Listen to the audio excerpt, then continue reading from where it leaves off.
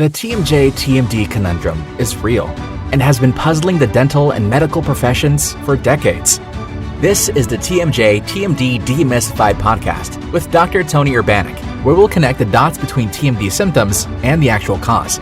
We'll tackle common TMD misconceptions and educate you, the practitioner, about a simple, tested, and proven TMD solution that has already provided relief to thousands of patients, while helping practitioners build an additional source of income free from insurance control. Welcome to this episode of the TMJ-TMD Demystified podcast.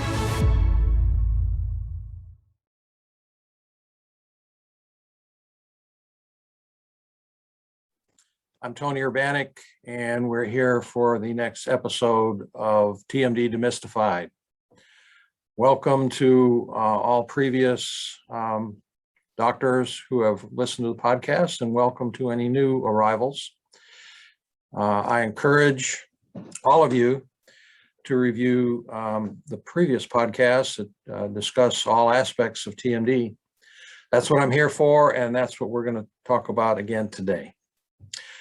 The topic today, as the last time I did a podcast episode, I said this is a very important episode. It's a very important topic. This topic is even more important. And the topic is, as dentists, we must, emphasize must, educate our physician colleagues on the topic of TMD. It's a must. It's a have to.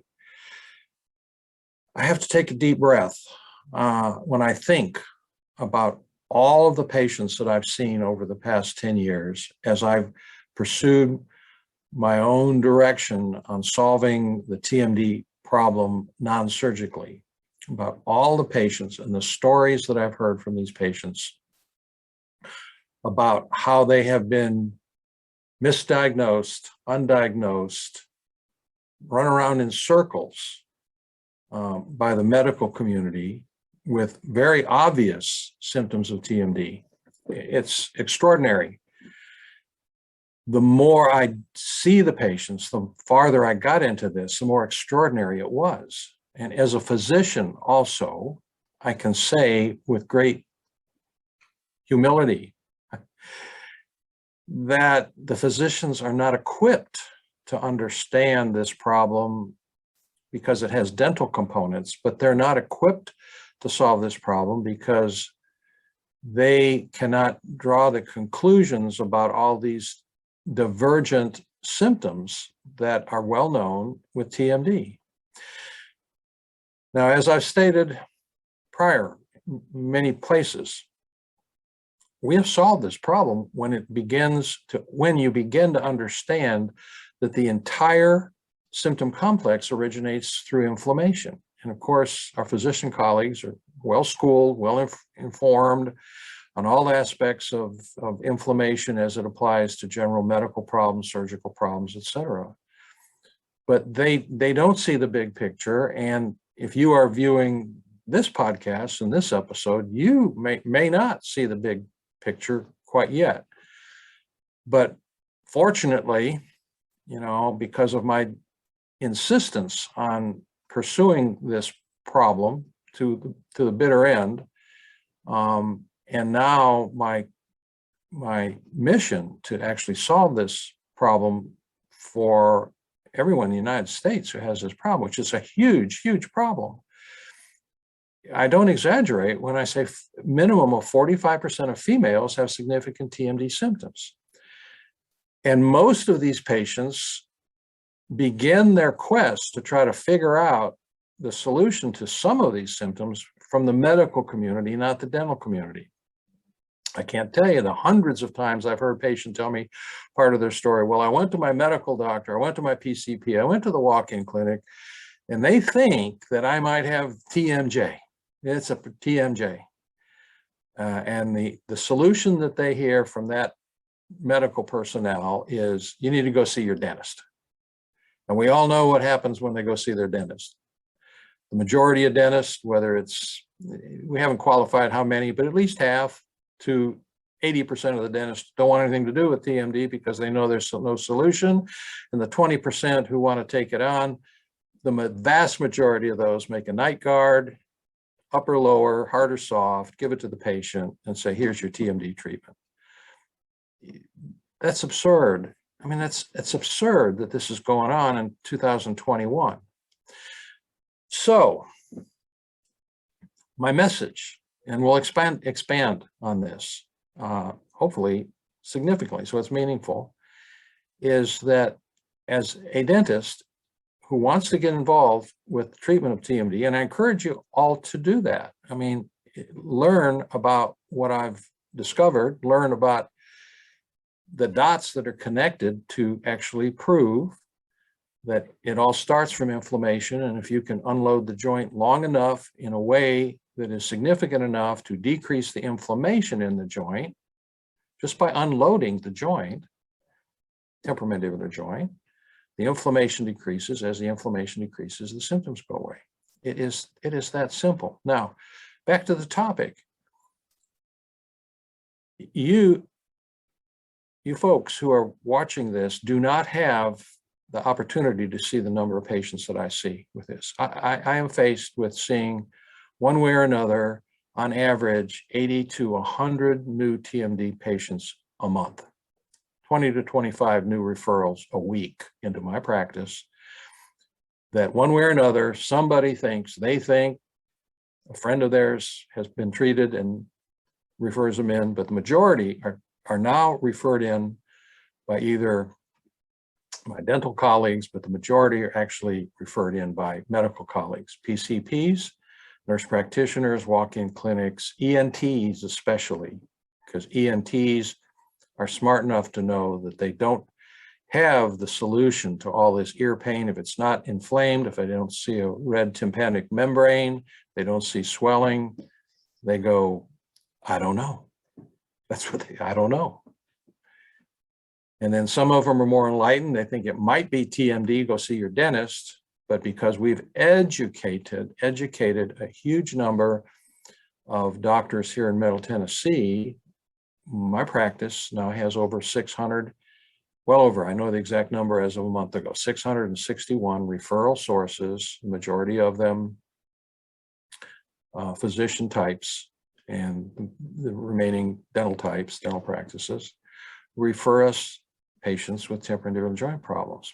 But the issue again on this presentation is about educating our physician colleagues from the dental community. And if you have an interest in this is where you must put your attention. It's extremely important. Our medical colleagues are not equipped to treat it, for sure.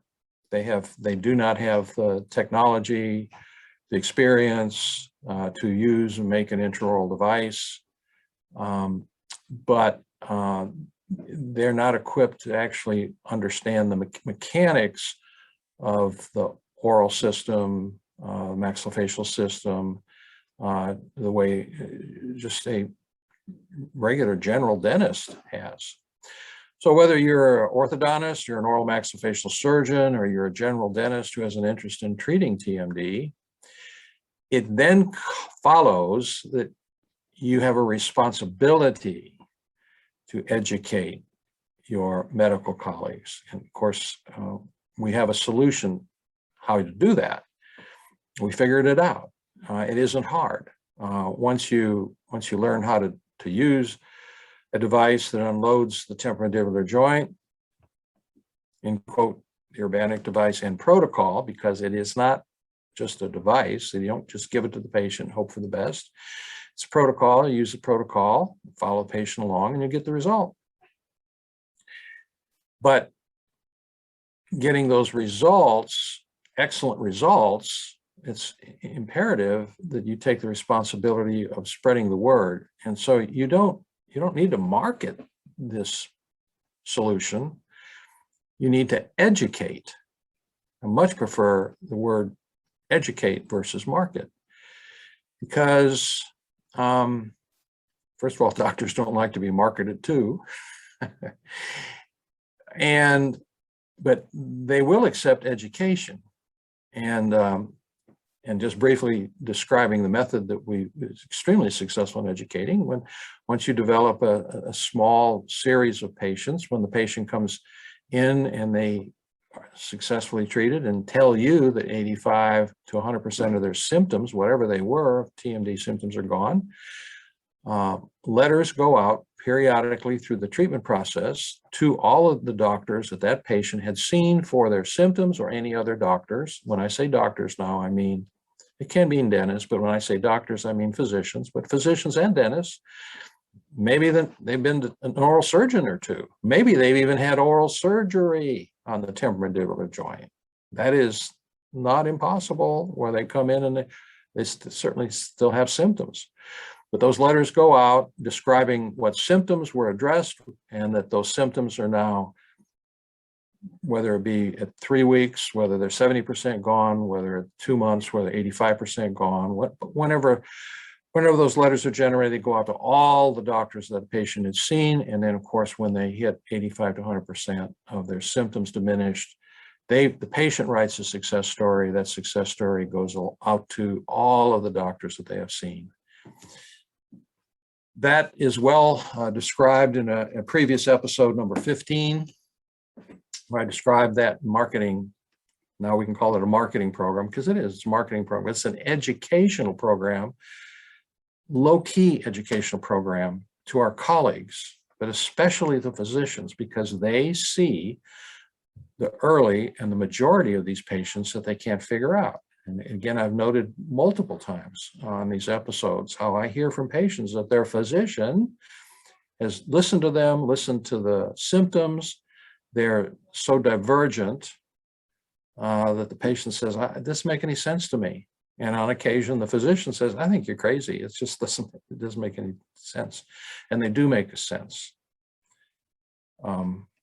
So number one, what are the reasons we need to educate the physicians? Because the system is set up the way it is, because it's so separate between a dentist, who is the physician. I learned in physicians of the mouth, physicians of the jaw, physicians of the maxillofacial oral structures.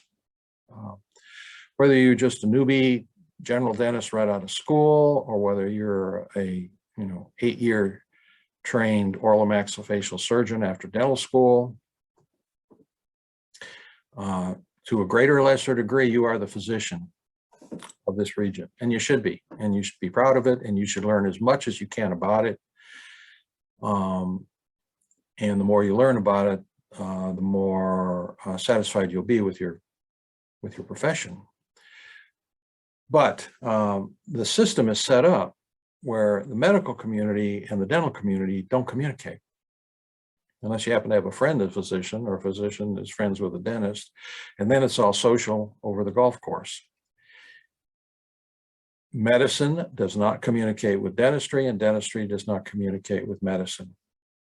Unfortunately, that's what it's been since I began my career. So the system is set up where the patient is actually abused by the system. I think you can see how that can occur, and it is fact. What triggered me to do this podcast today was a patient I saw this week, which was similar to patients I have seen 100 times. But I was asked to do a little presentation at one of our Middle Tennessee Rotary clubs. I'm a very active Rotarian. One of my colleagues was a member of a distant club from my own club, and he said, "We would love you to have you there and to just tell the club about TMD." And I said, "Sure, you want me to tell Rotarians about TMD?" He said, "Yes, absolutely." Well, I already knew what would happen. I mean, I did a little, as usual, speakers do about 30 minutes, and I put a little program together for public rather than physicians. I'm most often talking to physicians and dentists. And sure enough, after I finished, I said, open to questions. There were a few good questions, but there was a line that formed because several of the people in the room wanted to talk to me about their symptoms. And one of the people in the room came to me and she said, "My husband has been to everywhere, and he has all of the symptoms that you noted. Headache, earache, jaw pain, neck pain. I won't repeat them all again that you have on that list. And we have been everywhere, including the Mayo Clinic. And I said, I don't know whether your husband has jaw joint problems or not, but you're welcome to come and see me and we'll sort it out real quick. I can tell very quickly, review the systems, review the symptoms, and then if the joint hurts, you got your diagnosis. But the point is that this is just one of hundreds that I've heard similar stories. My husband, my wife has been everywhere. And we've seen this doctor and this expert and this neurologist and this ENT surgeon and no one can figure it out. That is why, number one, we need to educate our physician colleagues because they're being abused by the system. Related to that, number two, is the patient obviously is not getting the correct diagnosis. That's a little different than just going around in circles. And I have had patients who have claimed, and I've questioned them, but I remember one in particular, I have seen 150 doctors over the years for all of these symptoms that no one can figure out. And I said, ma'am, that's an exaggeration, must be exaggerating, 150 doctors. She says, no, sir, I have seen 150 doctors. Now that's extreme, but it's common for me to hear, 5 doctors. It's not uncommon for me to hear 10 doctors.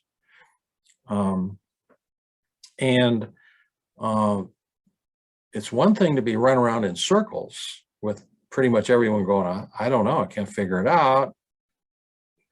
The associated problem is getting the wrong diagnosis. Now that's an additional major problem because I have seen so many people treated with inappropriate drugs, inappropriate surgery, including maxillofacial surgeons doing inappropriate temporomandibular joint surgery. And I am a maxillofacial surgeon, and unfortunately, following the maxillofacial guidelines and accepted treatment over the first 30 years of my practice, I did surgery that looking back, it's like, I really wish I wouldn't have done that. And that's what stimulated me when I finally decided not to do surgery anymore 10 years ago, to try to figure out what was really going on. Was there an answer? Is there an answer? But mainly, what's really going on with this problem of, quote, TMJ, parentheses TMD?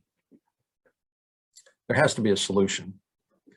So we figured that out. But the point is, again, I want to get too far off, is that I see incorrect diagnosis all the time, which in some cases are very devastating. Inappropriate drugs, which can cause inappropriate side effects. And I have seen people in my office who have had neck surgery because of chronic neck pain, and they may have seen something on an MRI, but you do neck surgery and it doesn't solve the problem. They continue to have the symptoms, and you actually treat the inflammation in the temporomandibular joint, and somehow, and we know how, the muscle tightness that causes neck pain goes away. We know how that happens. It's an anatomical, physiological, well-known phenomenon, joint splinting. So that's a second reason why us dentists need to take responsibility to educate our medical colleagues. It's just absurd this is going on. The third reason we need to do this comes from the first two, and that is the extreme extreme amount of healthcare dollars that is being wasted on inappropriate treatment and inappropriate diagnostic procedures about this problem. In my practice and what I teach is to diagnose this is simple. It's simple. You definitely don't need complicated x-rays. Panorex is all you need because you don't want to miss something that's obvious. and a good history, bringing up the number of symptoms that are either there or not there. And then most appropriately, is there inflammation in the joint? And the best and only way that I know of to know whether there's inflammation in a joint, whether it be a knee or an elbow or even a hip, is to put pressure on the joint and close from the open and closed position with firm pressure in the glenoid fossa. And if it hurts, the joint's inflamed, because normal joints don't hurt when you do that. Normal joints, you feel pressure, you do not feel pain. But the extreme numbers of dollars that are wasted on, first of all, MRIs and CT scans. I mean, it wasn't a week ago that I was talking to a gentleman who obviously had TMD for 20 years. And in the most recent efforts to figure out what was going on with him, he had seen an ENT doctor, he had seen a neurologist, he had seen an oral surgeon. And between those two doctors, he had had five MRIs or CT scans to look at the joint. And of course, anytime you go to a physician with chronic complaints of headache, the first thing they're going to do is order an MRI looking for brain tumors. Well, I'm not against looking for brain tumors. I'm not against being careful. I'm not against the physicians trying to cover their liability. But if the physician actually knows in his experience of symptoms that there is such a thing as TMD causing headaches, and he gets suspicious, and all he has to do is do that, it would avoid a whole raft of MRIs looking for headaches, saving the healthcare system, not millions over a period of time and years, billions of dollars would and could be saved by us dentists taking responsibility and educating our physician colleagues about this.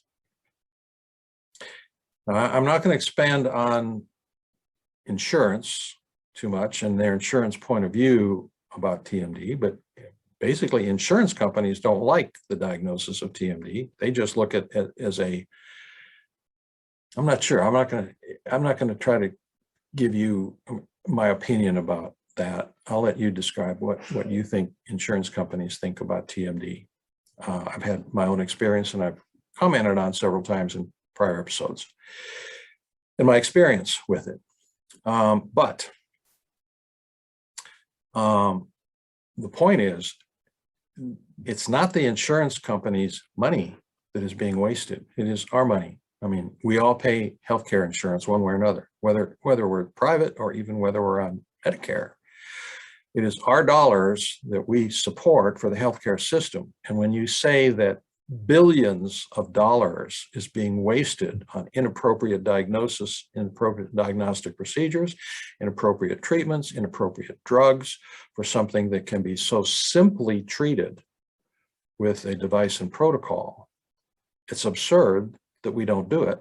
So number three, it is our responsibility as dentists. Who else is going to be responsible for this? I am doing what I can do to build our network of doctors who are involved.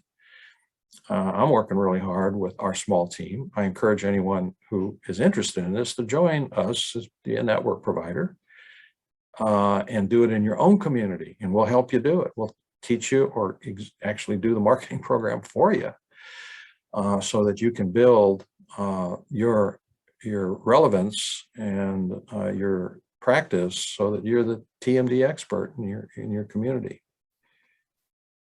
So number three, extreme number of healthcare dollars that are wasted.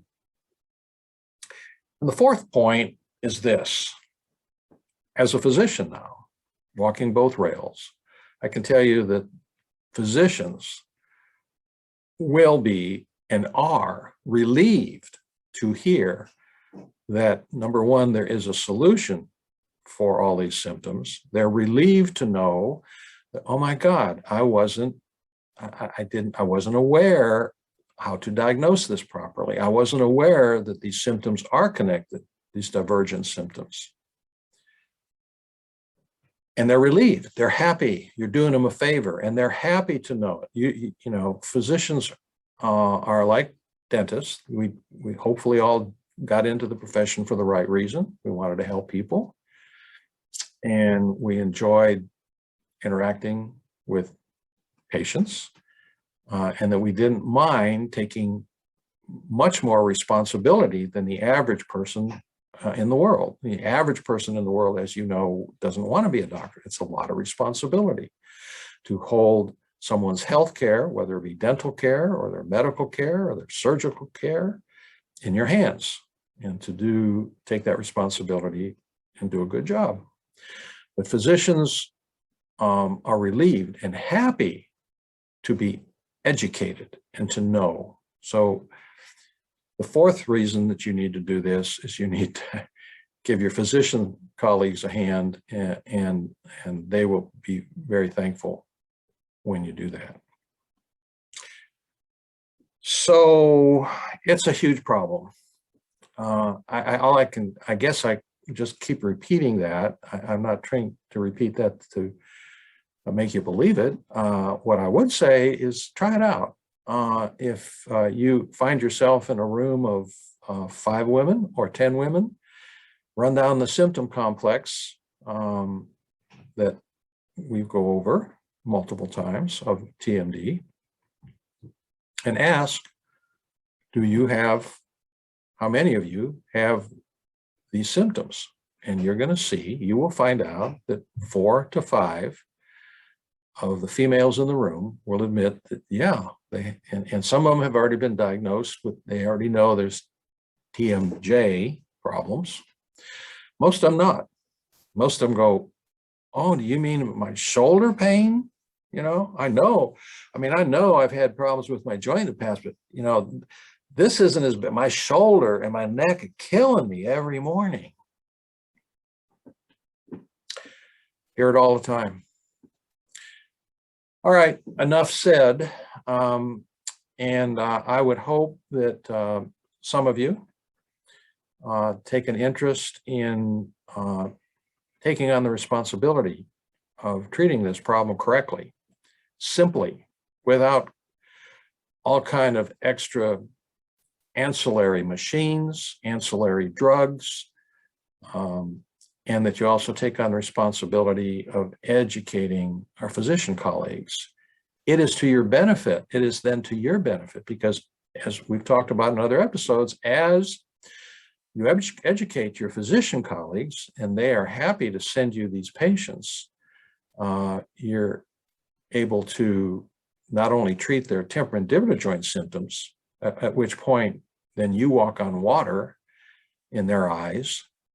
You are the most skilled physician in the whole world when you make their years of headache, earache, jaw pain, neck pain, shoulder pain, locking, whatever, go away. Tinnitus, vertigo. When you can make those symptoms go away, you are the best doctor in the whole world. And then they send you, if you're a general dentist, they send you all their general needs and all the dental needs of their family and their friends and their kids. It's a huge practice builder. It's a win. It's a win for everyone. And it just takes a little extra thought and a little extra responsibility to outflow those educational motions in the community, and especially in this case, the physician community. That is where the majority of these people start out, and they get misdirected, misdiagnosed. We don't want to have that happen anymore.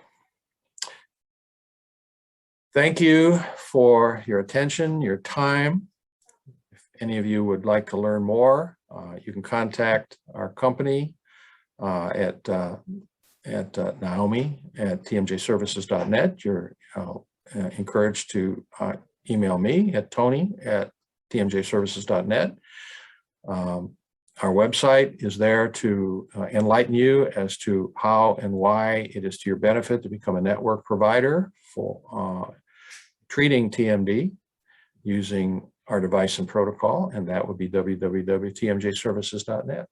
So until next time, have a successful, productive week. I am Tony Urbanek, and I look forward to talking with you in our next episode of TMD Demystified.